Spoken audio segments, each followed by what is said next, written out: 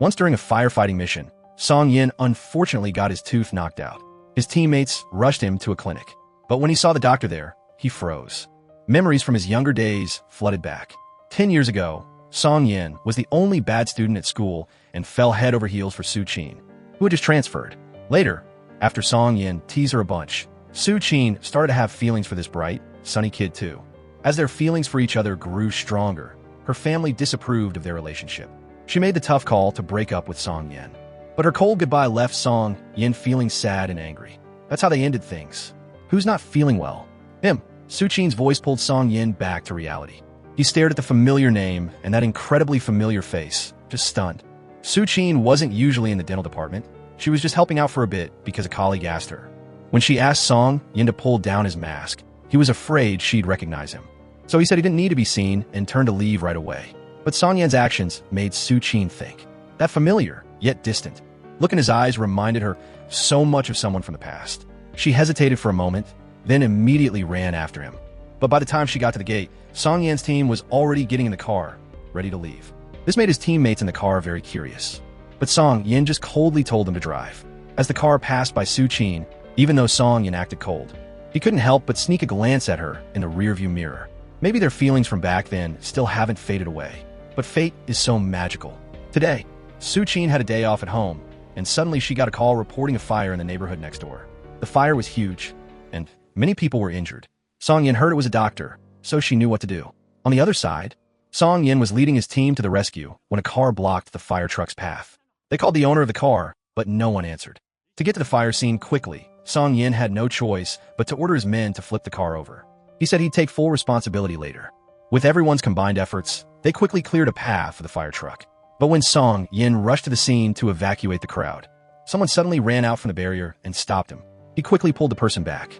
When they looked at each other, they were both a little flustered. After a moment, Su Qin spoke up, I'm a doctor. Hearing this, Song Yin let go of her hand and told her to follow him.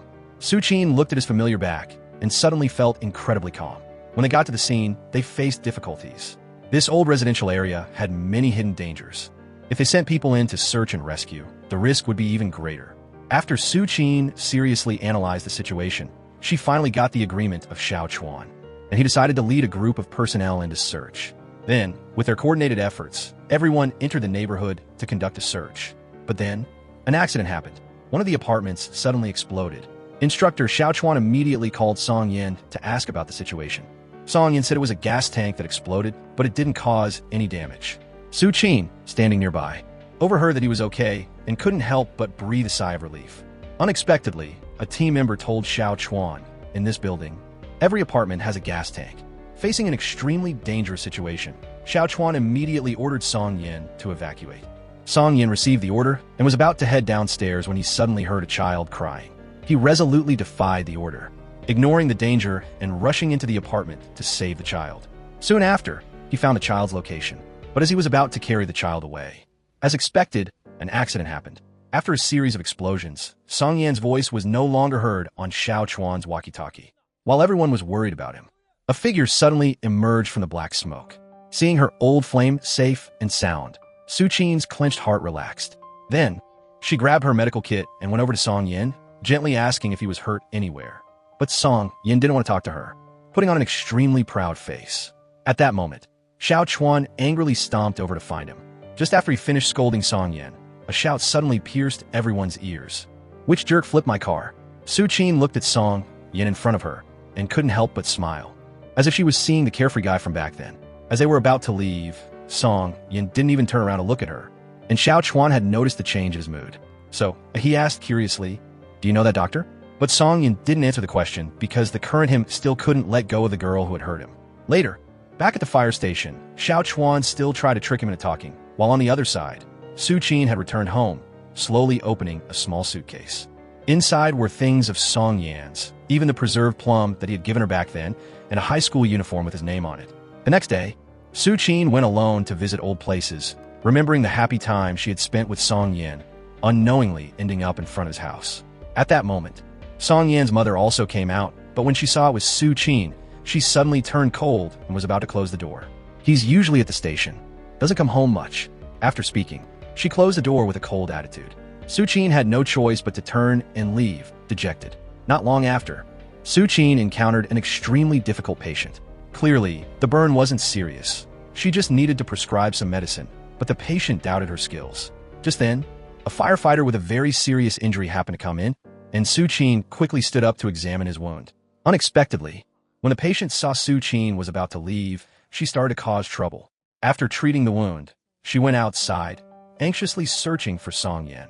Hearing a team member say he had just left, Su-chin hurriedly chased after him, asking him how he had been these past years. Hearing her say her life hadn't been great, he simply hummed in response. Then, Su-chin hesitated for a long time before finally gathering the courage to ask him if he had time to grab coffee with her. Unexpectedly, Song-yen put on a couldn't-care-less attitude. Suddenly, a big rainstorm hit. Due to limited visibility, Su-chin drove her car into an underpass. But the underpass was already flooded. The car suddenly stalled, and no matter how hard she tried to start it, it wouldn't turn on. She was really stuck, about to grab her things and leave, but unlucky for her, the car behind her crashed into her, damaging the car door. So her car gradually began to sink in the water. Soon, a lot of water rushed into the car, and Su-chin quickly called the fire department for help. But by this time, the water had already reached her feet. Then, the car also lost power, and Su-chin immediately felt scared, accidentally dropping her phone into the water. Before long, the water was over the seats, and she reached into the water to find her phone but couldn't. At this point, she panicked to the extreme, banging on the window and shouting for help. Seeing the rainwater was about to submerge Su-chin, just then, a beam of light shone on her. 2 firefighters were walking towards her, making her feel like she was seeing a ray of hope. After failing to break the car window, they decided to push the car backward. So Song-yen put all his effort into lifting the front of the car, slowly moving the car in the water. This plan quickly showed results. Next, he immediately smashed the car window. After looking at the person trapped in the car, he realized this was his old flame, Su-chin. After a second of being stunned, Song-yen reached out and pulled her out of the car, then held her in his arms in a princess carry. Su-chin also took the opportunity to hug his neck tightly, her eyes staring at the man she had deeply loved for 10 years. Seeing this, Song-yen told her to let go, but she hugged even tighter. He got angry and let her down, scolding her, running around in this weather instead of staying home. "What are you doing out here?" On the surface, Song-yen was criticizing her, but inside he was worried she was in danger. Then, he still thoughtfully gave Su-chin a set of protective gear. "Did you know it was me in the car? It was so dangerous. Even if it was a dog stuck in a car, I would have saved it." Hearing Song-yen's harsh words and seeing his unhesitating back as he left, the little bit of hope in Su-chin's heart was shattered. Su-chin returned home, always feeling down and unhappy. Her brother, Yanshin, seeing her like this, took her to a bar to cheer her up. When she heard that the fire department will be coming to inspect the place, Su-chin's eyes lit up. And then she made an excuse to go make a phone call, but really she wanted to see if Song-yen was there.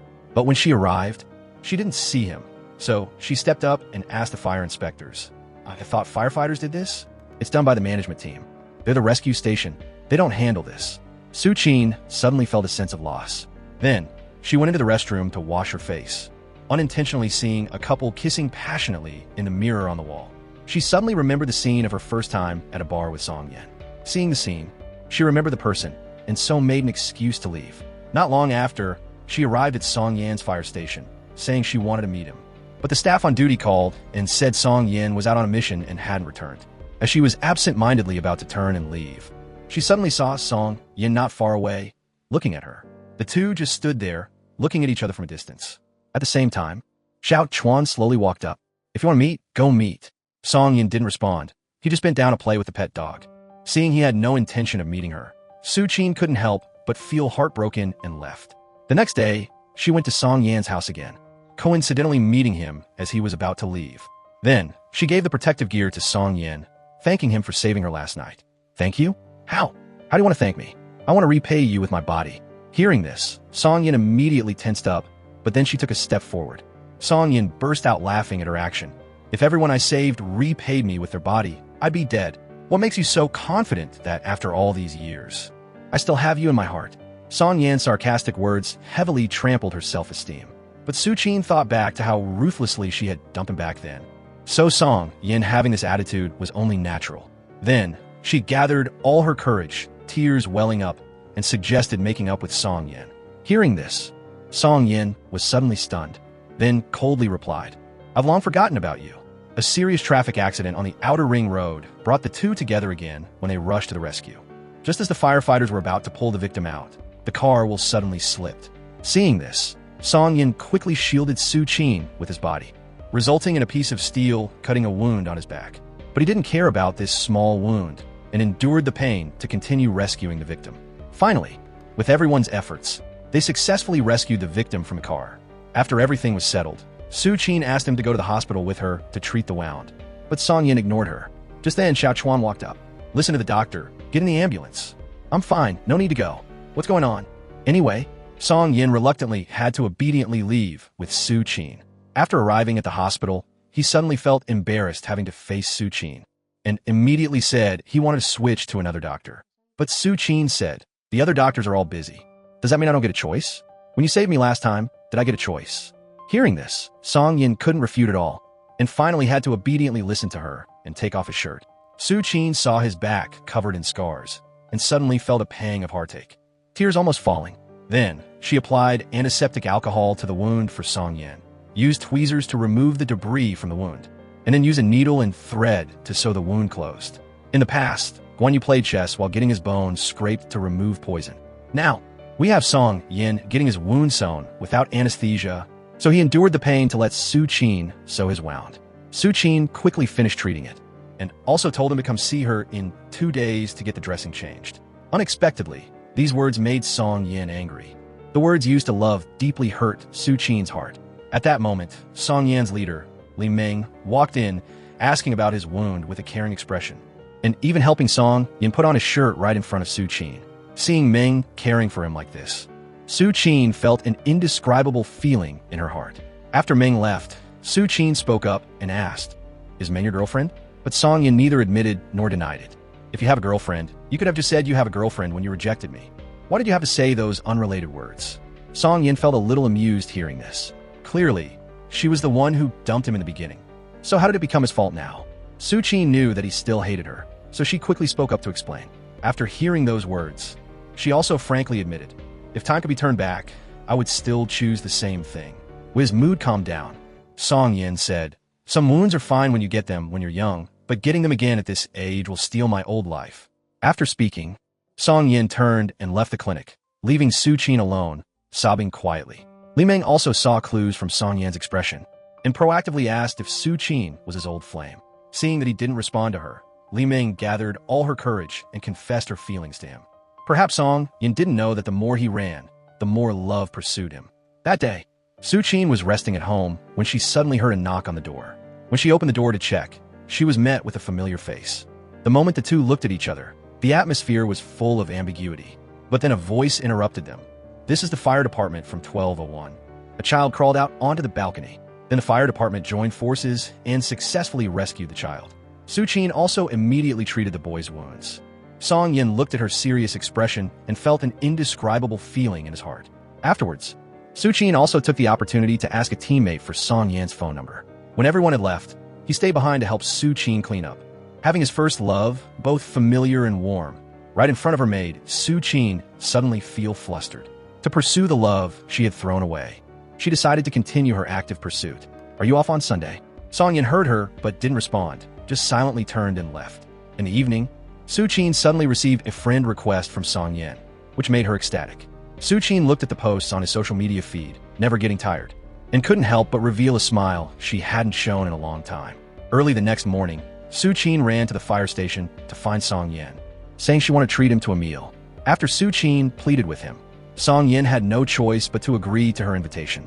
Even though he looked very reluctant on the surface, his heart was blooming with joy. To hide the emotions in his heart, he took it all out on the gossiping friends. "She wouldn't want you. Just don't let her go." These words embarrassed Song Yin, and he chased after him, intending to give him a beating. This scene made Su Qin burst out laughing. Before long, the day of the date arrived.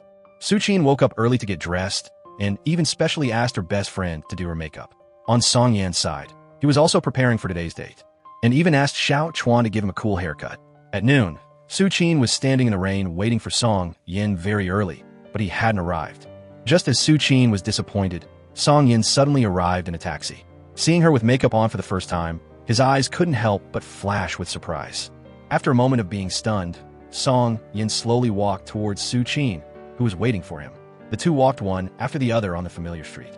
Afterwards, Su-chin specially took him to the small restaurant they used to eat at during their school days, making him suddenly remember the things from back then. Everything was like it had just happened yesterday. Unexpectedly, she still remembered Song Yan's tastes, ordering all the dishes he liked to eat. 10 years had passed. The old restaurant was still the same, and she still found the taste unchanged. But Song Yan didn't. While talking, he suddenly found that the fried chicken didn't smell as good anymore. So he irritably took off his gloves, but when he saw Su-chin stroking his hair, he couldn't help but look a few more times at her attractive appearance now, making Song Yan's heart suddenly have some fluctuations. But to hide the emotions in his heart, he pretended to be annoyed and told Su-chin to eat quickly so they could go back, which made her feel wronged, and then angrily stuffed food into her mouth. Looking at her adorable puffy cheeks, Song Yan couldn't help but say harsh words to her. Su-chin didn't know what he meant at all, just looked at him with a blank face. Song Yan reluctantly stood up and walked out of the restaurant. After leaving the restaurant, he didn't forget to say, "It's all a trap." As Song Yan was about to leave, he suddenly received a call. It turned out his cousin had been arrested by the police. So the two quickly went to the police station. Song Yan angrily questioned, "What did my cousin do?" She was scammed while working a side job. She doesn't know. You're a university student. Selling fake goods. Even someone with a high school education knows that's illegal. Tell me quickly, who's supplying the goods to you? I asked. But your sister is stubborn and won't say. Hearing these words, seeing that his sister was refusing to cooperate with the police, Song Yan angrily told them to notify the school directly. Su-chin, standing to the side, seeing this, told the police to let her talk to you. Then, Su-chin pulled Jiayu aside. After the conversation, Su-chin learned that Jiayu still hadn't given up the idea and would continue to sell fake goods after this bad luck passed. After Su-chin analyzed the pros and cons, Jiayu finally realized the seriousness of the matter, and then gave the police the contact information of the supplier. Now the supplier has disappeared, but she still has to return the money to the buyers, and also pay a penalty 3 times the value of the product she sold. At the same time, a shop on the street caught fire. Since Song Yan was off duty today, Xiao Chuan was on duty in his place. Unfortunately, while rescuing someone, a gas tank exploded. When Song Yan received the news, he rushed to the hospital, only to receive this notification. His arm is ruined. Then, Song Yan adjusted his emotions and slowly walked into the hospital room. Looking at Xiao Chuan's burnt face, he couldn't help but cry painfully. Then, Xiao Chuan was awakened by his crying and comforted Song Yan, saying that he was fine and would be okay after resting for a while. These words made Song Yan unable to control his emotions anymore. So he turned and walked out of the hospital room. But as soon as he stepped outside, Song Yan hid in a corner and slapped himself. He recalled the little things about Xiao Chuan and was extremely regretful. If he had been the one on duty today, if he had persuaded Xiao Chuan to transfer to another job earlier, then maybe today's events wouldn't have happened. After adjusting his emotions, Song Yan stepped back into the hospital room. Xiao Chuan didn't complain about anything, but was concerned about the little girl in the fire just now. After hearing Song Yan say that he knew the girl had been successfully rescued, Xiao Chuan finally breathed a sigh of relief. But Song Yan was still always blaming himself. "I'm the best fire station instructor. I have led the best firefighters." Finally, Song Yan couldn't restrain himself upon hearing these words. The firefighter, usually as tough as steel, now burst into tears like a child. Not long after, Xiao Chuan recovered and was discharged from the hospital, but his arm and half of his face would never be the same. The station held a handover ceremony for him. Looking at the 5-star red flag waving, his eyes couldn't help but become moist. When she was young, because her parents had both passed away, Su-chin was adopted by a controlling, wealthy woman. She was strictly educated by her adoptive mother in everything, not only having to sit and eat properly, but also having her friends controlled by her. 10 years ago, due to Mother Meng's prohibition, Su-chin was forced to break up with Song Yan to study abroad. She strived to become an excellent surgeon, originally thinking she would receive some affirmation from her adoptive mother to exchange for the freedom to love. But unexpectedly, Mother Meng had long known she hadn't broken things off with Song Yan and forced her to date a rich man's son that she had chosen. Su-chin had been suppressed for a long time, so she didn't dare to resist her adoptive mother and had to listen to her arrangements and meet the other party. Just as Su-chin was about to compromise with fate, marry into a wealthy family, and live a life as bland as dishwater, she suddenly received a transfer notification from Song Yan, making a glimmer of hope spring up in her heart. She made an excuse that the hospital had an urgent emergency case, then hurriedly said goodbye to her blind date, and then sent a message wanting Song Yan to treat her to a meal. Unexpectedly, this time he agreed very straightforwardly. So Su-chin returned home and tried to talk to her adoptive mother, telling her that recently she had met a very kind man. But Meng didn't respond at all. Su-chin couldn't bear this suffocating atmosphere and was about to leave. Don't force mom to be the bad guy again. Su-chin suddenly understood her adoptive mother's attitude, but she still didn't want to give up. She sought out her adoptive father to talk, hoping to get his support, although Father Meng didn't object to her freely dating. He didn't want the family to be at odds over this matter. Her parents' attitude made Su-chin feel helpless. She felt like a bird trapped in a cage, wanting to escape, but unable to, even though she was extremely reluctant. But she had given up the idea of getting back together. In his youth, it was this look that made Song Yin fall in love. Over the years, he hadn't stopped thinking about her for a single second. But he knew she couldn't let go of the coercion from her family. So even though it pained him, he respected her decision. Just then, a shout of help echoed nearby. Song Yin immediately sprinted into the kitchen area in the back, extinguished the flames on the chef's body, and then rescued a girl. His handsome appearance made that girl develop a crush on him. When she found out that Su-chin knew him, she clung to her, asking for his phone number. Originally thinking that with Song Yan's personality, he wouldn't care, but unexpectedly the next day, when they gathered together, she heard that Song Yin had agreed to meet her. Su-chin suddenly felt very uncomfortable, so she used alcohol to relieve her sorrow. As the saying goes, alcohol adds to courage. She borrowed the courage from the alcohol to find Song Yin and question him whether he had ever made any effort for this relationship over the years. She knew she wasn't good at socializing, so she chose the medical profession, hoping to rely on her skills to support herself in the future, no longer being controlled by others in everything. No matter how much Su-chin pulled at him, Song Yin remained silent, not responding. Over the years, it wasn't just Su-chin who had made efforts, but there were too many feelings in his heart that he couldn't express. The presence of her adoptive mother was an abyss that they could never bridge. After crying and making a scene, Su-chin was determined to give up on this relationship. Seeing her leave, Jiayu intended to chase after her to tell her how much his brother had struggled over the past 3 years, but was called back by Song Yin. He was no longer the impulsive teenager he once was, nor as flippant as he was back then. No matter how reluctant he was, he couldn't selfishly force Su-chin to give up everything to be with him. He kept thinking that breaking up was for the best for both of them, but all he could think of was Su-chin's appearance. If they both loved the other deeply, he decided that he would give each other a chance and take the initiative to find her to make up. Song Yan's uncle, who had raised him from a young age like his own son, understood him like the back of his hand. He knew that in matters of love, no matter how many times he was hurt, he still couldn't let go of Su-chin. He felt sorry for him being trampled on again and again, but still respected his choice. Knowing that Song Yin was looking for her, Su-chin hurried back from her adoptive mother's house, worried that if she skipped meals, she would get a stomachache. Song Yin had cooked a bowl of plain porridge for her. First loves separated, then spending time together in the same room after 15 hours. They inevitably felt awkward every time they accidentally touched each other. It made both of their hearts beat rapidly. Song Yin drank a glass of water, gathering all his courage to ask her if she would agree to get back together. He knew that Su-chin was extremely insecure. He promised that he would try his best to treat her well and also understood her hesitation. But Song Yin couldn't bear this repeated torment anymore.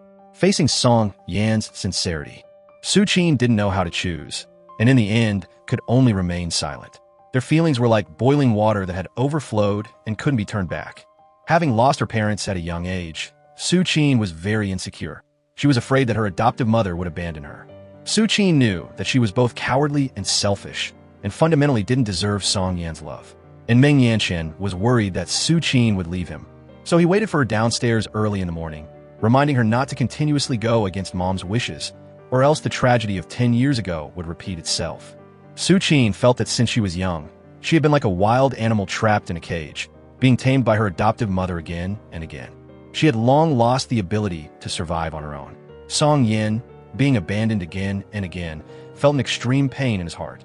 And to completely cut off the possibility between the two, Su-chin gave his contact information to her close friend who had feelings for him.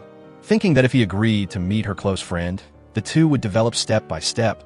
Unexpectedly, Song Yin saw her close friend ordering food for the rescue station and flew into a rage, strictly forbidding the team members from eating these foods. Then, he called you Xiaorao. Don't bother me anymore. I saw that you seemed pretty good and wanted to get closer to you. You're friends with Su-chin, right? She's my first love. Yu Xiaorao never expected that the person she liked would be her best friend's first love. So she angrily brought wine to question Su-chin Why didn't you tell me the truth? Su Qin's heart was a little complicated. She could only apologize to Yu Xiaorao. Yu Xiaorao saw that her best friend still had feelings for Song Yin, so she advised her to quickly reunite while Song Yin was still single. Life is so short. Love one more day, for one more day. Hurry, hurry, hurry up. One word can't express all of Su Qin's pressures, something that Yu Xiaorao could never understand. Unexpectedly, the next day, Su Qin discovered that her adoptive mother was waiting for her in her apartment when she got home from work. On the surface, she was bringing food to show concern for her daily life, but in reality, she wanted to come see if Song Yin was here as well. Her intentions were seen through by Su Qin. After a long period of restraint that made it hard for her to breathe, she confessed to her adoptive mother that she wanted to do as she pleased for once. Her adoptive mother felt disgusted with Song Yin from the bottom of her heart. She believed that their family all lacked character. If Su Qin still wanted to get back together with Song Yin, she would send Su Qin abroad again. Just like 10 years ago, her adoptive mother resented Su Qin for going against her for a little bit of Song Yin's kindness, even though she had spent so much effort nurturing her to become as excellent as she was. The car, the house, and even the job were all arranged for her. But today she wanted to go against her for a bowl of plain porridge. A bowl of porridge has made you want to die for it. You've forgotten the kindness of your parents. Her mother's accusation made Su Qin feel that she was too selfish, between love and family. She once again chose to give up Song Yin. Because his father lost his job, the boy was abandoned by his vain mother. He witnessed her leave with a wealthy man. He frantically ran after her, wanted to hold onto his mother. But how could two legs outrun four wheels? In the end, he could only watch the car drive away, and his father never recovered, getting drunk to the point of paralysis every day. Song Yin understood things and knew how to take care of the household, although he was still unskilled and burned the vegetables. As long as his father was by his side, he was still a child with a home. But that small wish was completely shattered on a snowy night. In the middle of the night, Song Yin woke up needing to pee and discovered that his father wasn't by his side. He quickly got up to look for him and discovered that his father was sitting outside the door, frozen into an ice statue. Song Yin had become a child without a home just like that. Fortunately, he was adopted by his uncle, so he wasn't sent to a welfare institute. Song Yin had also missed his mother so much that he secretly went to look for her, only to see her caring for another boy. The maternal love that had once belonged to him had now been transferred to someone else. The little boy felt like the whole world had abandoned him. It wasn't until high school that year that Song Yin saw Su Qin transfer into his school. With just one look, he had placed this girl deep in his heart. He started trying to study hard, wanting to improve to be on par with Su Qin, becoming a good student both in character and academics. Being together for a long time, the two gradually developed feelings for each other. Song Yin even took Su Qin to secretly look at his mother, seeing her gently helping her wealthy husband into the house the tenderness that his father had never received. Song Yin decided that he would no longer go to see his mother. From the moment she left, she had completely forgotten about her son, and also forgotten the man who was willing to give his life for her. Su Qin didn't know how to comfort him. After thinking for a long time, she pulled out a pile of money from her pocket and gave it to him, because her adoptive mother had once told her that money could buy a lot of happiness. In the blink of an eye, 10 years passed, and Song Yin became the captain of the fire station. Today, he led the team members to deal with a beehive, but because a new member claimed to be brave, he ended up being knocked down by the window of a house upstairs. Song Yin was stung in the butt by bees while saving him and was carried to the hospital by the team members. Unexpectedly, the person who treated his wound was his old flame. Song Yin felt very embarrassed. Seeing this, the nurses thoughtfully left the emergency room, but he still vehemently demanded that a male doctor treat his wound for him. Unexpectedly, Su Qin said to him, "In my eyes, you are just a patient, and it has nothing to do with gender." Just as she finished treating the wound, a nurse rushed in and told Su Qin, "Quickly go and rescue a patient with food poisoning." This embarrassing event made Song Yin wish he could bury himself in the ground. Waiting until he calmed down and left the hospital, he ran into Meng Yanchen, who had come to visit Su Qin. He misunderstood that Song Yin was bothering his sister again, so he warned him to stay away from Su Qin. Meng Yanchen, running into the thorn in his side like Song Yin, didn't give up and went home to persuade Su Qin to give up the thought of getting back together, but was coldly rejected by her. Just thinking that she had thoughts of giving up on this family because of Song Yin, Meng Yanchen immediately lost his mind. Not long ago, a group of students went out exploring, unexpectedly getting trapped in a mountain cave. The fire department received the mission and immediately went to the scene of the accident. Unexpectedly, the family members were extremely agitated. Song Yin asked the locals and learned that this group of students had avoided the guards and secretly climbed up from the back of the mountain. But there were jagged cliffs on the mountain, a place that even the locals rarely climbed. Song Yin quickly determined the location that the locals spoke of. Without delay, he led the team members to begin a rescue. After a long period of climbing, they finally found the trapped group of students, among whom a female student had fallen and broken her leg. So Song Yin called Su Qin and asked, "How do you treat the wound?" Following Su Qin's instructions, the team members began bandaging the female student's wound. Seeing that the temperature on the mountain was getting lower and lower, and if they continued to linger for too long, everyone's lives would be in danger. So everyone quickly began to descend the mountain. Not far away, they could safely reach the foot of the mountain. But the fire department member, Jun Ping, accidentally slipped and fell off the cliff. Although he wasn't in mortal danger, one of his legs was tightly crushed by a rock. Seeing this, Song Yin quickly tied a rope and climbed down.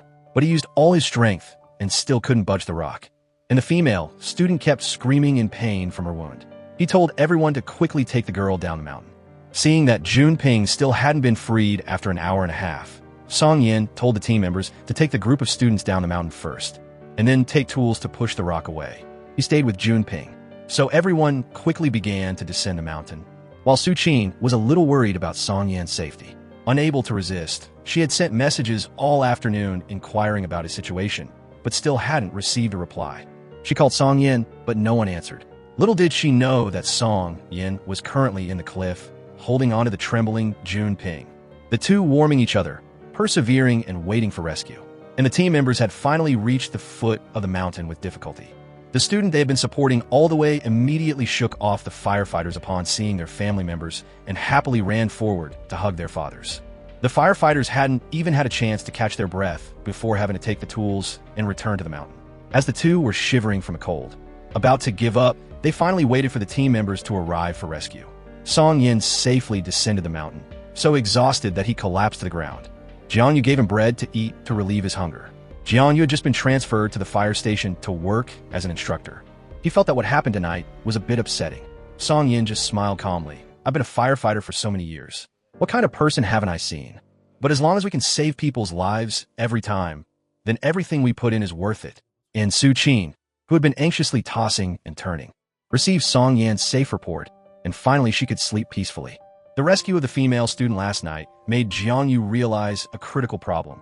They still hadn't perfected the medical team. Some serious injuries couldn't be treated immediately.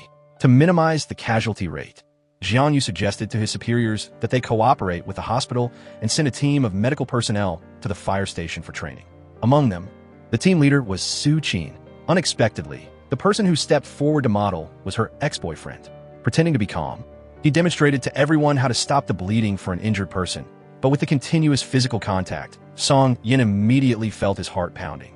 Facing Su Qin's requests, Song Yin also pretended to be calm, chuckled, and then tensed up, as if he was letting people slash him to pieces.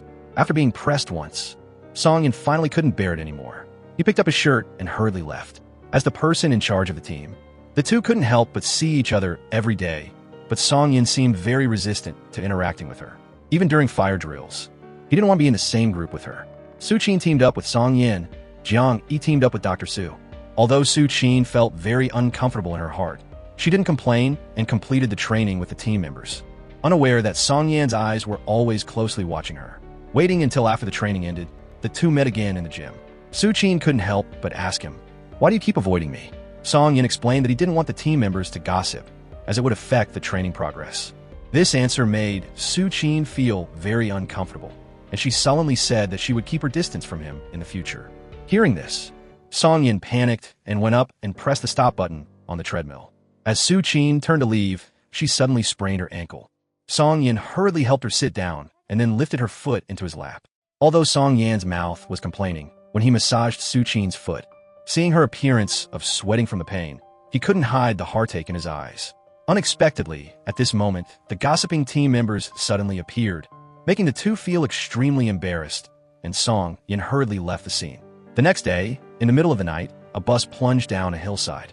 The joint rescue team urgently set out. The passengers had all been rescued, leaving only one man who couldn't be easily moved due to complicated injuries. So Su Qin volunteered to go up and treat the wound. Song Yin was very worried about her safety, so he decided to go down with her. Thanks to Su Qin's professional treatment, the man was quickly and successfully taken to the ambulance. Waiting until the rescue was complete, the sky had already brightened. The firefighters asked Su Qin to take a picture for everyone. Seeing the sunrise before his eyes, Song Yin turned his head to look at Su Qin. He felt fortunate that, after 10 years, the two of them could still meet again. Being together day and night warmed up the feelings between the two, but Su Qin, who had never felt secure, saw Li Meng and Song Yin chatting happily with each other, and sullenly said congratulations to him, even admitting that she was jealous. Song Yin understood Su Qin's personality too well, but again and again, she wouldn't commit. To avoid having both of them tormented, even though he had taken 99 steps, Su Qin still didn't have the determination to be together. Jiang Yu saw that the two liked each other. He had once gone on a blind date with Su Qin, but had no intention of accepting his family's arranged marriage. So he intentionally tried to bring the two of them together, deliberately dragging Su Qin out to talk about the two families. Song Yin looked in the rearview mirror and saw the two of them laughing and talking. On the surface, he showed that he didn't care, but in his heart, he was very unhappy. Again and again, Jiang Yu didn't seem to realize it. On the contrary, he went to tease Song Yin, saying he suspected that Su Qin secretly liked him. Song Yin felt that he was annoying for chattering without thinking, and turned to go downstairs. Unexpectedly, Jiang Yu kept sticking to him, constantly provoking him, saying that Su Qin happened to be his ideal type. Annoyed, Song Yin said straightforwardly that there was no way Su Qin liked him. Jiang Yu revealed a surprised expression, as if belatedly discovering something, and asked Song Yin, "Could it be that you also like Su Qin?" Seeing Jiang Yu's smug face, Song Yin couldn't help but kick him in the butt. Unexpectedly, after Fu Weining learned about it, she wanted to break up the couple. She contacted Lu of the hospital and pressured him to disband the joint rescue team. Then she arranged to meet with Song Yin privately. The two had a long-standing feud, starting with his father being fired by her on some pretext. His mother abandoned the family because she was vain, and his father couldn't withstand the blow and froze to death outside the door. Later, when she found out that Song Yin and Su Qin were in love, Fu Weining not only sent Su Qin abroad, but also wanted to completely destroy Song Yin's future. His uncle went to the company and knelt in front of her, disregarding his dignity, begging her to spare Song Yin. Weining contemptuously told people to drag him out. Seeing the woman who was no different from a tiger laughing before his eyes, Song Yin was no longer as agitated as he was in his youth when he didn't know anything. Unexpectedly, Weining just smiled calmly after hearing this. She firmly demanded that he not bother Su Qin anymore. Weining deliberately brought up Song Yan's mother's vanity, trampling on his self-esteem without any restraint. Song Yin clenched his fists, trying to suppress the anger in his heart. Song Yin scanned the payment code and then got up and left immediately. Weining somewhat appreciated his character, but unfortunately, his background didn't meet her requirements. When Song Yin returned to the fire station, Jiang Yu happened to be calling Lu, saying that the hospital had received a complaint from a doctor's family, disagreeing with him staying at the fire station. Upon hearing this, Song Yin immediately knew that this was Weining's dirty trick, but he felt that this request was also reasonable. Doctors, after all, were not firefighters, and they also had their own lives. Jiang Yu also guessed that it was Su Qin's adoptive mother who had called to complain. Seeing that the medical staff were about to leave the fire station, they wanted to try the water hose one last time before leaving. So Su Qin was taking souvenir photos on the side, but unexpectedly, her colleague sprayed water on her, turning her into a drowned rat. Although she was a little disheveled, she still smiled brightly and showed the photos she took to her colleagues before going into the bathroom alone. But Song Yin carefully prepared a set of clean clothes for her and then helped her hang up her wet clothes to dry. And Su Qin, because the clothes were too big, clumsily spent a long time trying to dry her hair.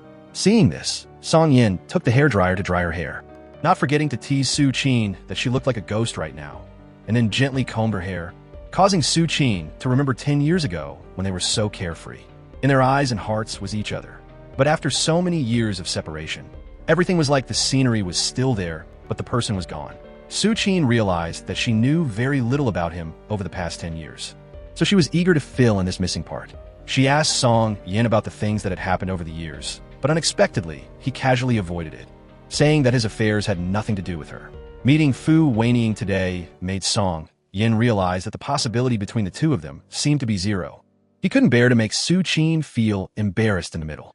If there was no possibility, then he would keep his distance from her and gradually forget about each other. He used to be a special forces soldier, guarding the border, not fearing even a hail of bullets. Only his first love was something he couldn't let go of. In one mission, he was unfortunately shot, The lighter that his first love gave him blocked a fatal blow for him. Song Yin never expected that he was still alive. His superiors told him that if it weren't for this lighter, that bullet would have directly hit his artery. And Su Qin had no choice but to obey her adoptive mother's arrangements and go on a blind date with a wealthy son she favored. Although Su Qin didn't dare to disobey her mother, she planned to use this method to resist her autocracy, making the other party stand her up. Song Yin, although he said he had to forget about Su Qin, his mind was filled with her image whenever he had free time. Looking at her photo in his contacts, he couldn't help but wonder why he couldn't let her go. As a result, his finger accidentally pressed the call button for Su Qin. Hearing the other party's voice, Song Yin could only lie and say that he thought it was Jiang Yu and had accidentally pressed the wrong number. This clumsy lie was immediately exposed by Su Qin. Between the two, it seemed that there were many things they wanted to say, but they didn't dare to say them and could only reluctantly say goodbye to each other. But just then, fate was so magical. The hospital was preparing to conduct a fire drill, and Su Qin happened to be assigned to play a doctor who was trapped and waiting to be rescued. Her colleagues thought that she would be unhappy, but little did they know that Su Qin was secretly smiling in her heart. She went to the pharmacy according to the requirements, waiting to be rescued. She desperately hoped that Song Yin would appear, but waited until he went to the pharmacy himself to get the medicine. Su Qin couldn't help but complain to him. "Why are you so slow? If there really was a fire, would I have turned into a corpse already?" The two argued with each other, but unexpectedly, there was a sudden earthquake at this moment. Seeing the barrels on the shelf shaking and falling down, Song Yin instinctively protected Su Qin in his arms, while he himself was hit. Waiting until the shaking stopped, Song Yin released Su Qin and went to gather with the team members to prepare for the rescue. Indeed, as he was about to leave, he saw that the floor of the pharmacy was covered with glass shards. So he turned back, picked Su Qin up, and took her to a safe place. Then, Song Yin immediately turned around and ran downstairs. The next day, the hospital had to cooperate with the firefighters to conduct a fire drill. Su Qin was assigned the role of a doctor who was left behind. It had to be said that this drill was very realistic, and the nurses and patients cooperated very enthusiastically. The next day, Su Qin took Song Yin out to look at the stars and chat. She shyly ran away and then turned back. "When you come back, let's meet, okay?" Song Yin looked at Su Qin and smiled happily, finally having the courage not to avoid their feelings for each other. "Okay." Song Yin watched Su Qin's departing back, pondering slightly. He took out the lighter that Su Qin had returned to him and felt very confident. The woman tried on the ring, but accidentally got it stuck on her finger and couldn't get it off. The husband stood next to her, scolding and blaming her while she sobbed. She took off the ring, and the finger it had been stuck on was swollen. The staff and firefighters suggested cutting the ring off, or else the finger would become necrotic. Unexpectedly, the husband started cursing immediately. He arrogantly pushed all responsibility onto the staff, saying that it was because they had recommended a ring that didn't fit. The staff member defended that his wife wanted to try it on. Seeing this, he didn't find it convenient to vent his anger on the staff anymore.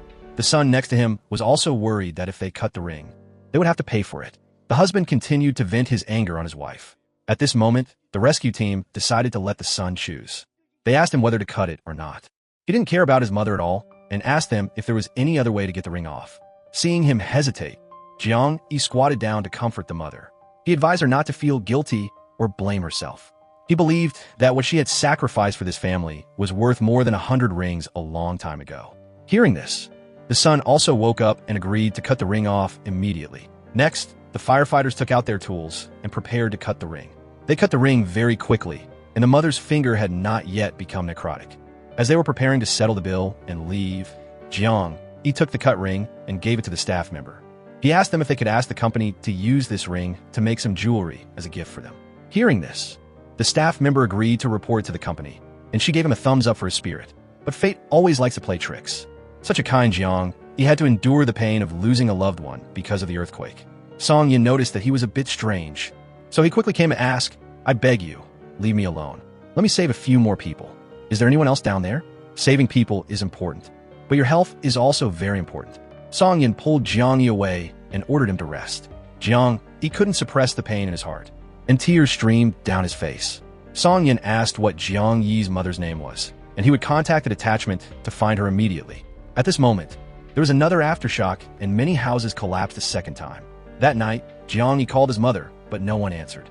It was truly painful to lose contact with family members, but be unable to go and rescue them. That was what made firefighters great. Yang Ji gave him a cup of instant noodles to fill his stomach. Although he was very hungry, he wasn't in the mood to eat. Yang Ji comforted Jiang Yi. At this time, Song Yin stepped forward and told Jiang Yi that the detachment commander had contacted the authorities to announce a search for people and that there would be results soon. In the end, Song Yan's way of comforting others was the most straightforward. Eat the noodles. There's still many people waiting for us to save. Song Yin and Su Qin were fast-forwarding through the stages of their relationship, reaching the kissing stage. It turned out that Su Qin had asked Song Yin earlier if he liked her that much.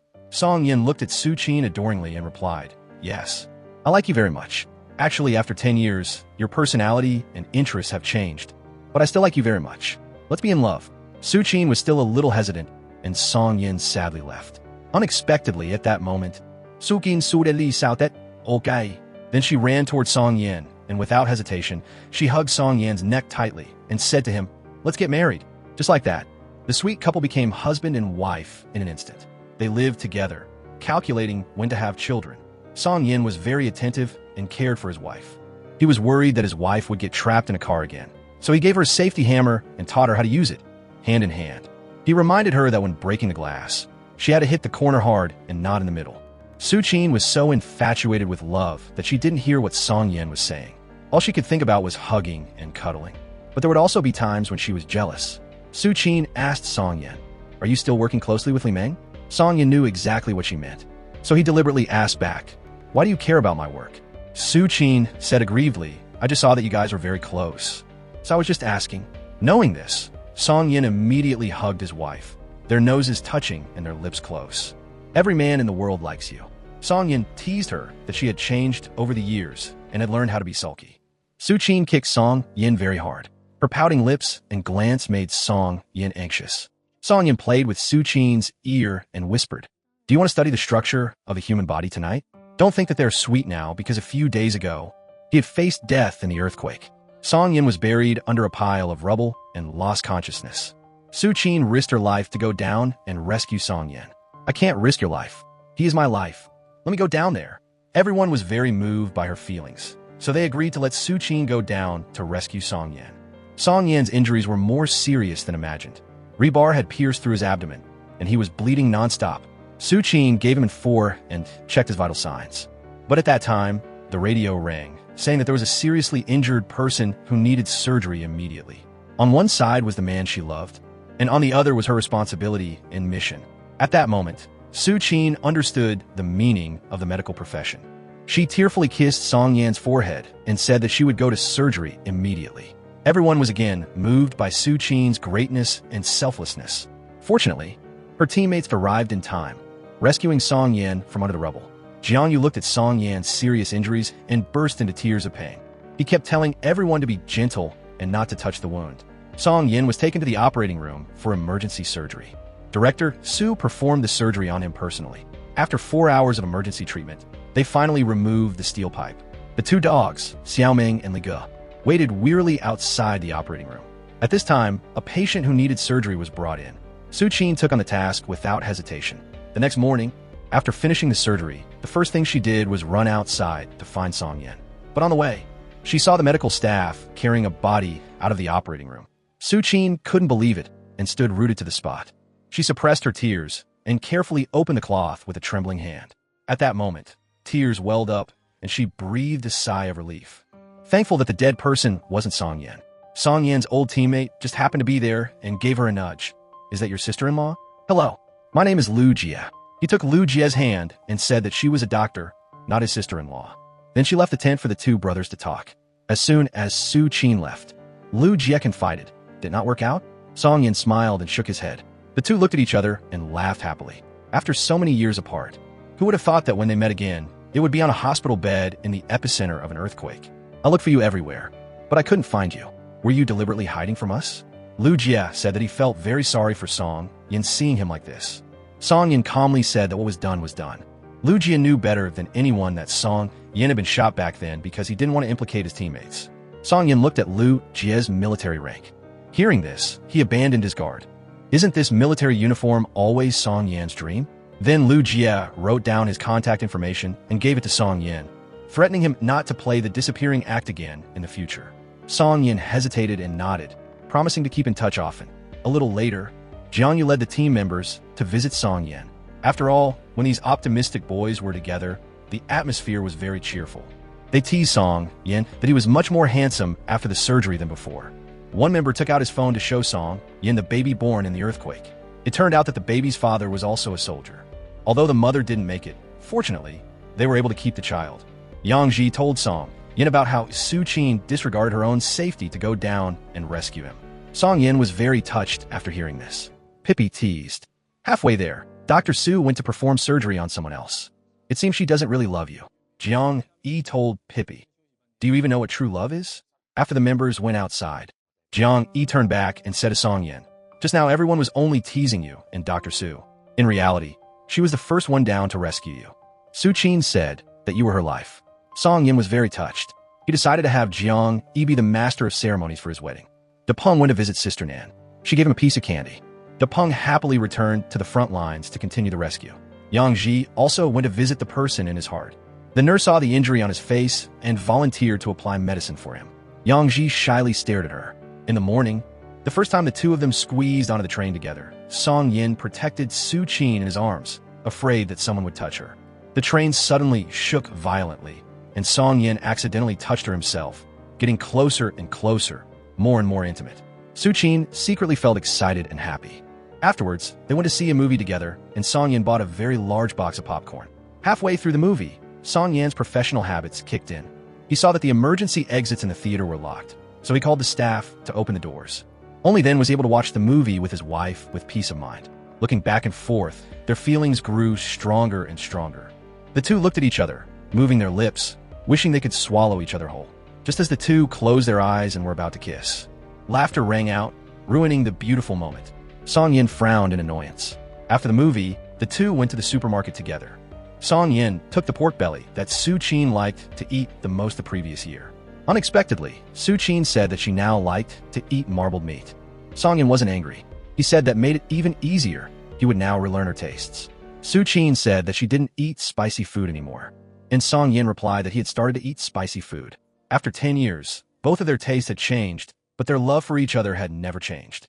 When they got home, Song Yin personally cooked. Su Qin looked at the man she loved being so capable and was extremely happy. Lighting candles made for a simple, romantic candlelit dinner. After eating, Song Yin volunteered to do the dishes. Su Qin wanted to keep Song Yin a little longer, saying that she would boil water and they could drink tea. Seeing that it was already late, Song Yin refused, saying he had to go home. But as soon as Song Yin left, Su Qin felt very disappointed. She gathered all her courage to chase after him, but when she went outside, she couldn't see Song Yin anywhere. Suddenly, a familiar voice came from behind her. He asked Su Qin if she still liked him. Su Qin looked at Song Yin and replied that she did without any hesitation. Su Qin was so moved that she didn't know how to respond. But she still hesitated for a moment before Song Yin turned to leave. Su Qin agreed. She hurriedly ran over and hugged him tightly. Let's get married today right now. Let's be together. Afterwards, the two went home and couldn't control the fire in their hearts anymore. Su Qin leaned her back against the stove to let Song Yin kiss her. Finally, Song Yin broke through what had been sealed for 10 years. Su Qin also held nothing back, giving everything to Song Yin. Obviously, this was a fierce battle. After a night of arduous battle, they finally achieved victory. Early in the morning, the two were embracing and exchanging combat experiences. Maybe in a few days, she would be pregnant. Afterwards, Song Yin cooked a nutritious breakfast for Su Qin, and she was happy beyond words. Couples in love are so sensitive. In the elevator, she suddenly said that he liked her. Limeng. Song Yin keenly realized that she was jealous, so he replied that it wasn't. Unexpectedly, Su Qin continued to ask if he liked Limeng. Song Yin didn't say anything and used action to answer Su Qin's question. What do you think? Su Qin lowered her head shyly, her heart fluttering. Seeing that Song Yin and Su Qin had become a couple, Jiang Yu also began to accelerate. He saw Limeng cough while speaking on the podium, and he felt very uncomfortable. He was originally going to ask, but he changed his words and said that he had no questions. Afterwards, during the break, Jiang Yu gave Limeng a bottle of water. He left a note reminding her to keep warm and drink warm water. The small gesture of concern made Limeng feel very warm in her heart. Then she continued to promote fire safety knowledge. On the other hand, Su Qin, as a model rescue worker in the earthquake, gave a speech on the podium. Unexpectedly, Su Qin turned the commendation ceremony into a self-criticism session. She said that her negligence had almost caused the baby to not survive. The medical staff under the stage discussed in an uproar. The quick-witted vice president quickly grabbed the microphone and interrupted Su Qin, afraid that she would turn the commendation ceremony into a criticism session. After the ceremony ended, Director Su gave Su Qin a medal. Su Qin looked at him in disbelief. She had finally gained his recognition. Su Qin was as happy as a child, bragging to her colleagues that the director had given her a medal. Her colleagues were very jealous when they saw this. It turned out that this medal was very meaningful. It was given to Director Su by the Minister of Health when he went to Africa for disaster relief. He would take it out and wear it every year. After finishing surgery, Su Qin turned on her phone to check, but she didn't see any messages. She pouted in displeasure. What was even more annoying was that when she got home that night, Song Yin still hadn't sent a message. Was it possible that he hadn't thought about her at all that day? She went to Song Yin and Li Meng's social media pages and became even angrier. She typed a message intending to question Song Yin. "Are we lovers?" But she thought about it and deleted it all. She obediently sent a message asking where he was. Unexpectedly, Song Yin replied immediately, asking if she missed him. Su Qin made an excuse that she had sent the message to the wrong person. Song Yin said that he would be there in 10 minutes. Su Qin smiled, her heart blooming, and happily ran downstairs to greet Song Yin. After falling in love, Su Qin and Song Yin lived together for a month, hiding it from their families. Su Qin finally mustered up the courage to tell her parents that she had a boyfriend. Unexpectedly, her mother, without even knowing who it was, immediately forbade it. Then break up. Su Qin explained that she had liked that person for 10 years. It was Song Yin. Mother Meng became even more angry after hearing this. She firmly said that she and her father didn't agree. This time, it caused her father, who was always gentle, to object as well. He told Su Qin that her and Song Yin's family backgrounds were too different, and sooner or later, differences in their values would be revealed. At that time, many problems, big and small, would constantly arise. Su Qin argued that there were no such problems between her and Song Yin, only her parents' opposition. Su Qin tried her best to explain, hoping that her parents would understand and believe her, but the different perspectives made her parents more and more angry. Her father said that Song Yin was definitely living comfortably off of her. Su Qin said that if she had to lose something to be with him, then she was willing to give up everything she currently had. Painful, disappointed tears streamed down her face. She placed her car keys and house keys on the table and stood up, saying that she was sorry to her parents and that she would repay their kindness in raising her in the future. She would visit them every week. Even if they didn't want to see her, she would still come. Mother Meng was very angry that she dared to oppose her. She threatened her not to think that if she begged, she would soften her heart, and turned around and went upstairs. So Su Qin begged her father again. He didn't indulge her anymore, wiping away his annoyed tears. This was the first time Su Qin had argued with her parents and stubbornly abandoned her family to choose the person she loved. I also don't agree with how someone in love like Su Qin is doing things. Although her parents were a bit controlling, they gave her a fulfilling life. Let's see if her mother would do anything that went too far.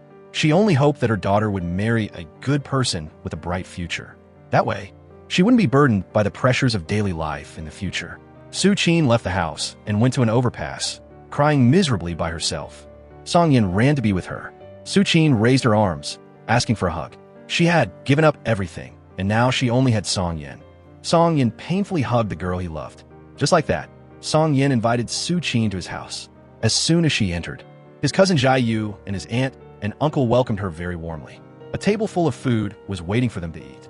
During the meal, the whole family teased each other, talking and laughing. At this moment, Su Qin felt the family warmth that she had never had. Song Yin told his aunt and uncle that Su Qin was going to move in with him soon. The rich young lady gave up her huge fortune, choosing to love a dirt-poor man. Madame Meng took her to stroll around the shopping mall, buying her the most expensive clothes and handbags.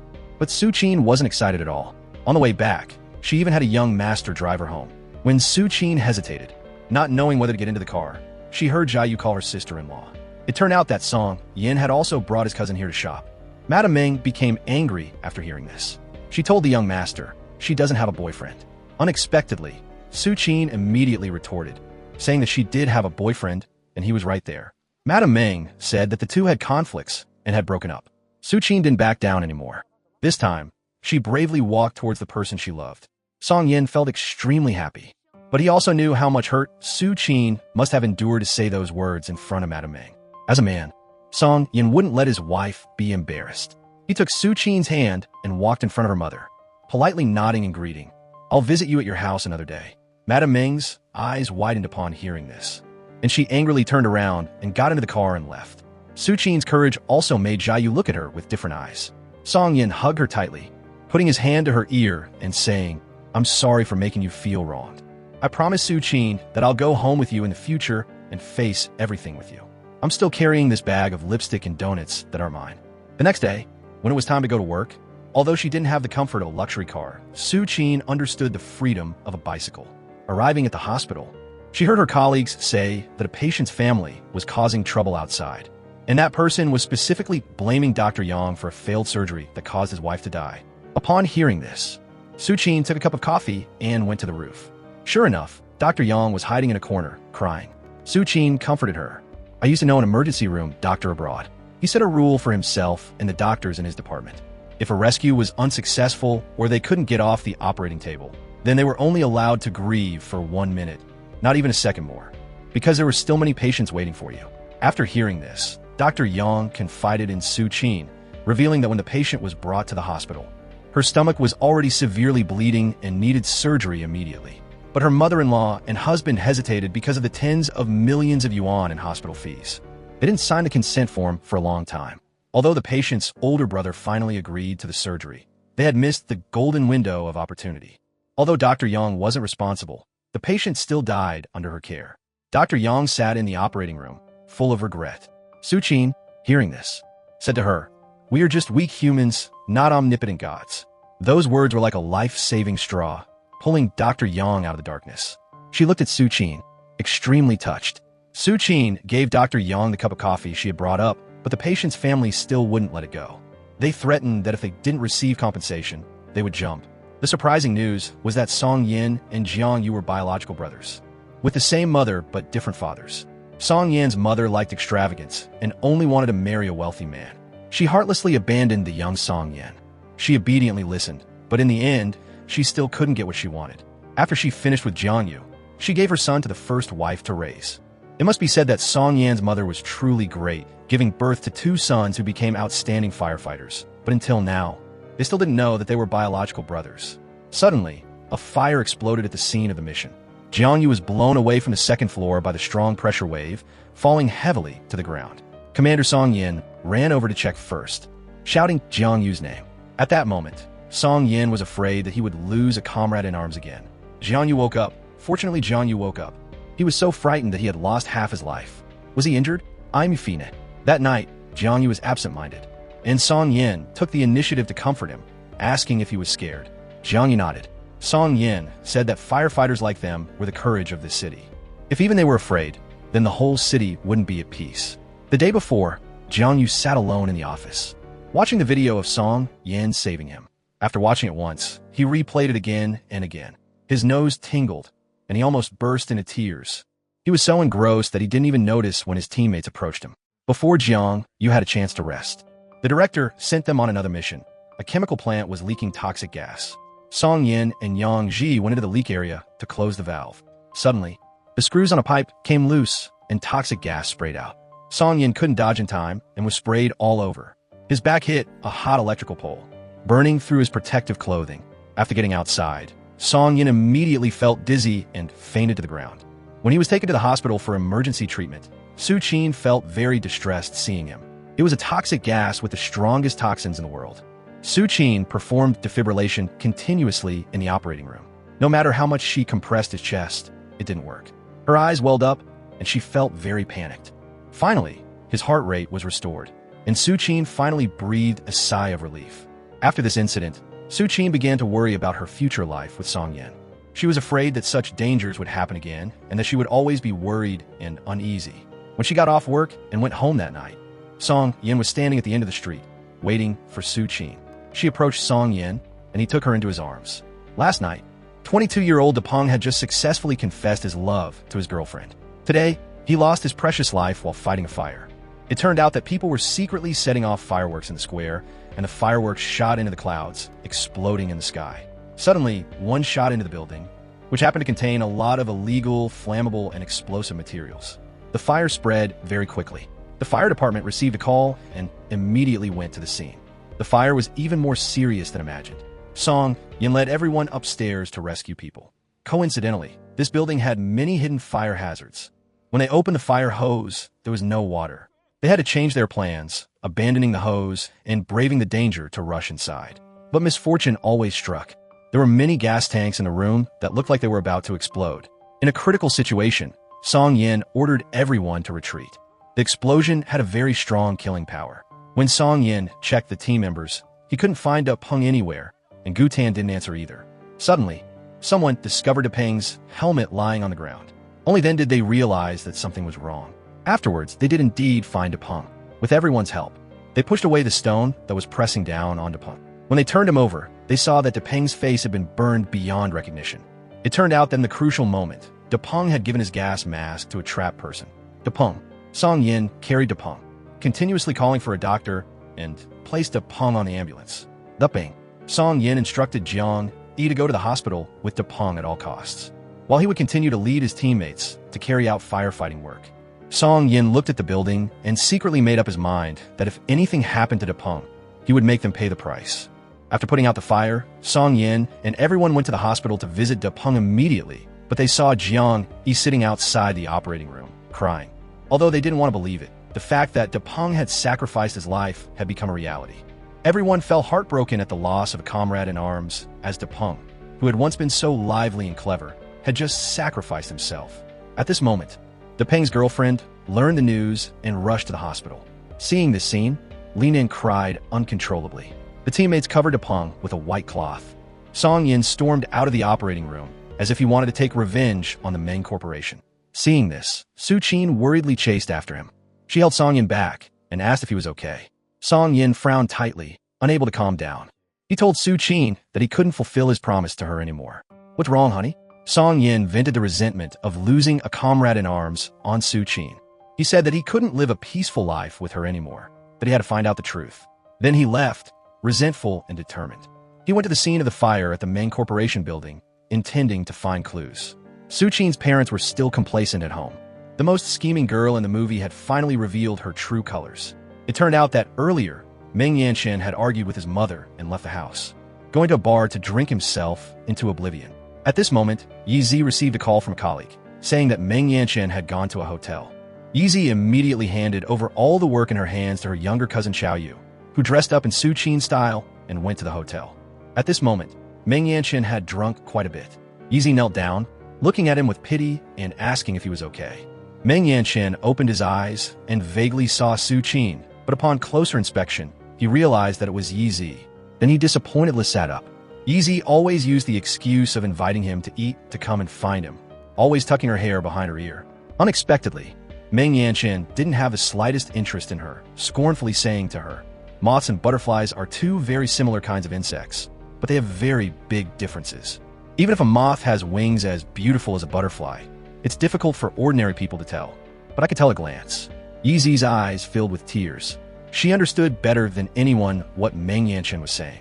Meng Yanchen continued to say, "Butterflies like to fly in the sun, while moths always appear at night."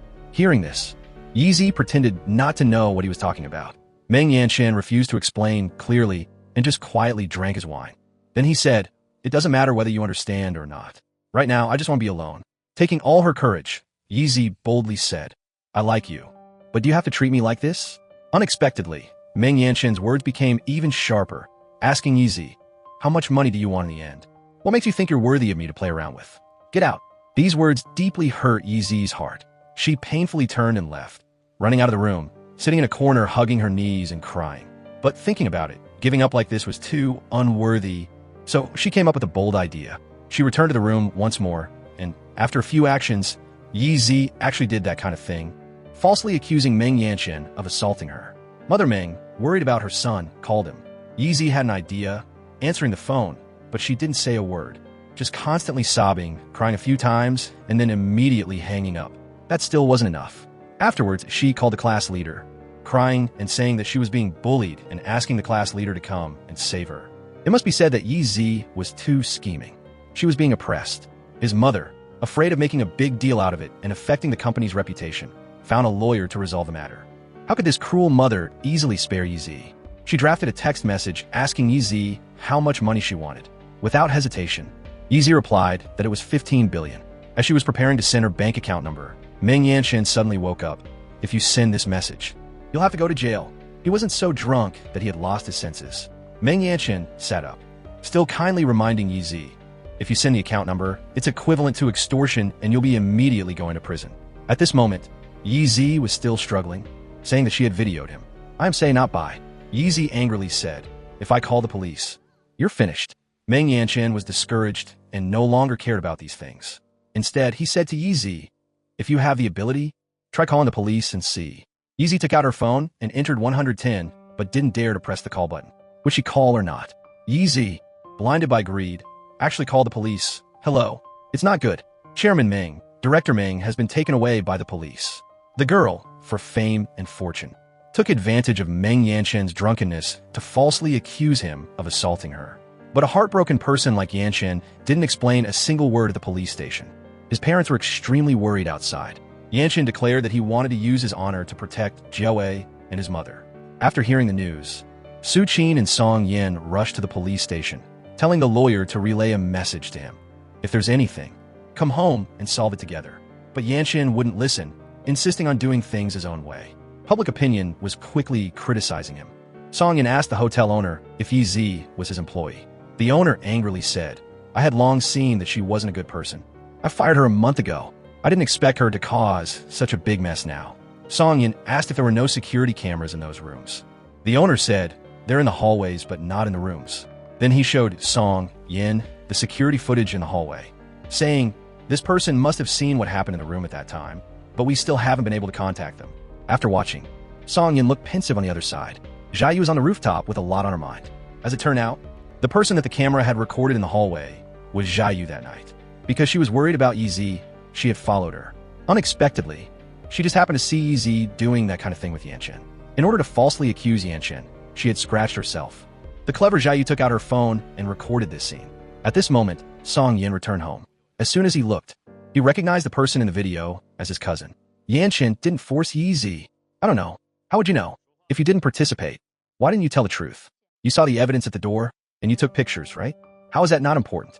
If you graduated on the band by bridge, and 10 years later you told me that you got into Yen University because someone ruined my scores, I would also say it's not important.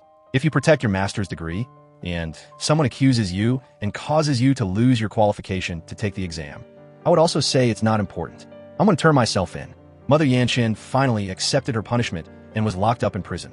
It turned out that Song Yin had successfully persuaded Jiayu.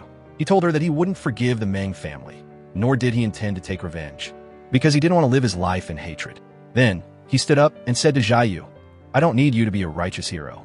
Presenting evidence is the duty of every citizen.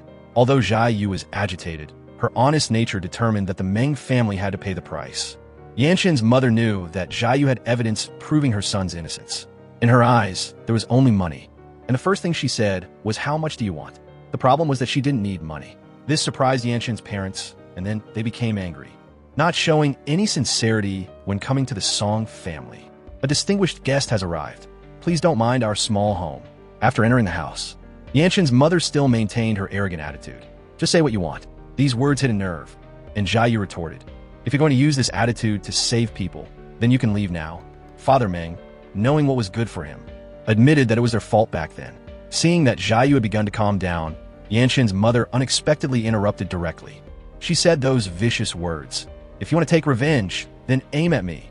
Meng Yanchen is innocent. Jiayu asked back, when she framed my cousin, did she think about his family?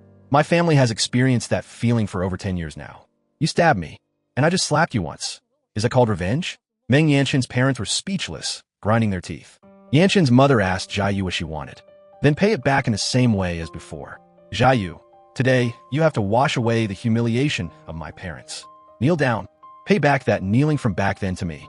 Her arrogant attitude completely collapsed at this moment. She didn't expect this girl to be so formidable. But in order to save her son, she suppressed the unwillingness in her heart. As she was kneeling down, Father Meng stopped her, indicating that he would do it. They pushed and shoved each other. Jiayu really couldn't watch anymore. If you want me to say, both of you should kneel together. What? Do you want to worship heaven and earth? The two struggled with their thoughts for a long time, and in the end, it was Yanchen's mother who knelt down to admit her mistake. Perhaps Yanchen's mother had arthritis and couldn't bend her knees. Jiayu couldn't bear it anymore and said, you're good now. Yanchen's mother happily stood up after hearing this. Afterwards, Xiaoyu said, whatever crime you committed back then, you must bear the corresponding responsibility. If you bear it, then your son, Yanchen, doesn't need to bear it anymore. The implication was to tell Yanchen's mother to turn herself in. In order to save her son, Yanchen's mother actually went to the police station and voluntarily turned herself in. I've come to turn myself in. Just as the police were taking Yanchen's mother into the interrogation room, she happened to meet her son, Yanchen, who had just been released. Yanchen's mother was so angry that she wanted to hit her son, scolding him. Are you satisfied now? Yanchen just calmly said, sorry. But someone has to take responsibility for the wrong things Mom did. I'm your son. If Mom doesn't take responsibility, then I will. You're a good son. I've raised you for nothing. Get inside. At this moment, Su Qin also arrived in time. Yanchen's mother had never felt so desolate, being blamed by her most beloved son for her heinous crimes. Then, heartbroken, she went into the interrogation room to accept the investigation. Ez, because of extortion, was arrested by the police and put in prison. Unexpectedly, Yanchen still softened and told the police that he would waive any prosecution of Ez. Afterwards, he went to the prison cell to visit Ez. Even at this point, Ez still hadn't repented. She even blamed Yanchen. You clearly didn't like me. So why did you touch me? Song Yin and Su Qin had finally found true love and were preparing to get married. They walked hand in hand on the grass. The happy smiles on their faces definitely not acting. This moment was like a love that had transcended centuries. 5 years ago, he loved her at first sight, and 10 years later, he would walk into the wedding hall with her. It must be said that Wang Churan truly looked beautiful, wearing a crown and a snow-white wedding dress, like a fairy descending to earth, captivating Yang Yang.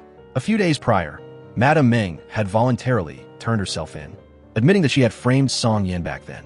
Considering her confession and her illness, the police ultimately allowed her to be released on bail. Just like that, Madame Meng didn't receive the punishment of the law. Deputy Director Liu wasn't so lucky. After being arrested by the police, he was sent to prison to eat free meals. After a few days of detention, Yizi was also released, but she had lost the trust of everyone. Her classmates ostracized and rejected her, and she was eventually driven out of the dorm to a place far away from the school. If the bad people had been punished, then the bright days would come. Father Meng took the initiative to bring gifts to visit the Song family. Even though everyone was surprised, they still happily welcomed him out of politeness. Afterwards, everyone sat down together to eat. Father Meng took the initiative to express his goodwill, raising his glass of wine both as an apology and as a thank you. This was also the first time Father Meng felt the harmonious atmosphere of family. After eating, he even felt a bit reluctant to leave. Su Qin wanted to see him off, but he refused, asking Song Yin to see him off instead. I'll go. I just want to say a few words to him. The two men walked in the alley, talking about family matters. Father Meng said, it seems that Su Qin and my family is determined to marry you. Unexpectedly, Song Yin immediately continued, I'm also determined to marry her. Mr. Meng knew that this young man was very good. He had done something wrong to Song Yin. The road ahead is still long. Hearing this, Mr. Meng agreed, nodding and patting Song Yin's shoulder lightly before turning and leaving. This implicitly proved that Mr. Meng had completely accepted Song Yin. The next day, Song Yin said he would take Su Qin to see a room. If you like it, we'll rent it right away. The moment she opened the door, Su Qin was very happy. The interior was decorated with things she liked. There was a kitchen, a bathroom, and a bedroom. Su Qin happily skipped around like a doll. There was also a spacious balcony where she could grow flowers and raise fish. Su Qin said that she really liked this house. Let's rent this one. Song Yin said, don't make a decision so quickly. There's still a surprise. Then, he took Su Qin to the rooftop. It turned out to be a flower garden, and on the wall was the slogan sign of the city. Most importantly, from this place, you could see the expressway. Su Qin excitedly told Song Yin to call the landlord immediately. Say that we'll rent this room. Song Yin smiled and picked up his phone to call. I called the wrong number. This is my number. I was looking for you, my landlady. It turned out that Song Yin had bought this house a long time ago, carefully renovating it just to wait for its mistress.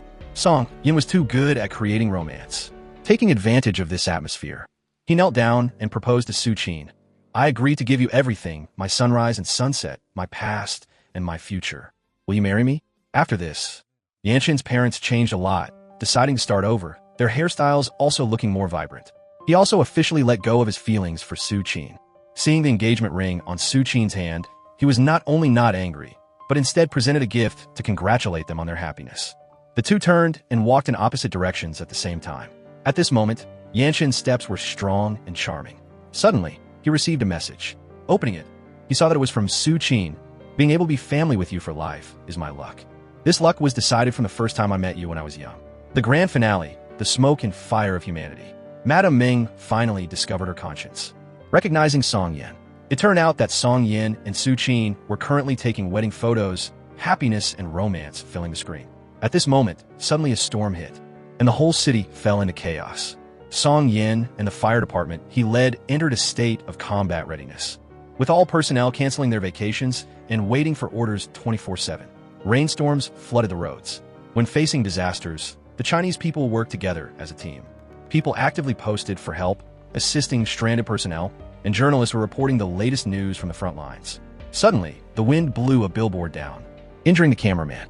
Meng Yanchen saw the injured staff on the side of the road and took the initiative to invite them into his car, preparing to take them to the hospital. Just then, he saw Yi Zi volunteering on the road. It turned out that the area in front was very dangerous due to a collapsed sewer, and Yi Zi was here to remind passersby to pay attention to safety. The two surprisingly looked at each other.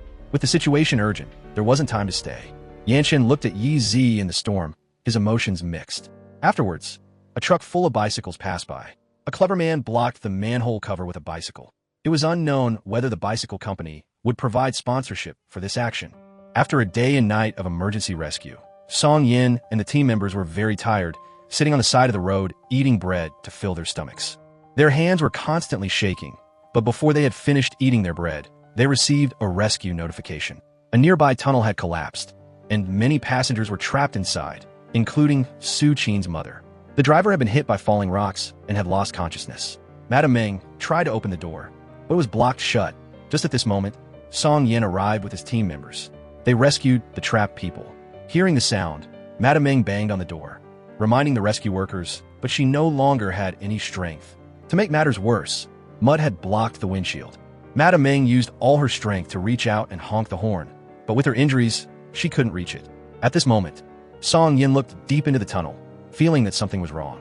He prepared to go up and check. Suddenly, a few bricks fell from above. Let's leave quickly. As they turned to leave, Madame Meng finally managed to turn on the windshield wipers. Song Yin immediately sensed the sound. Just like that, Song Yin smashed the car window, revealing a ray of light. The two of them looked at each other, not expecting it to be the other.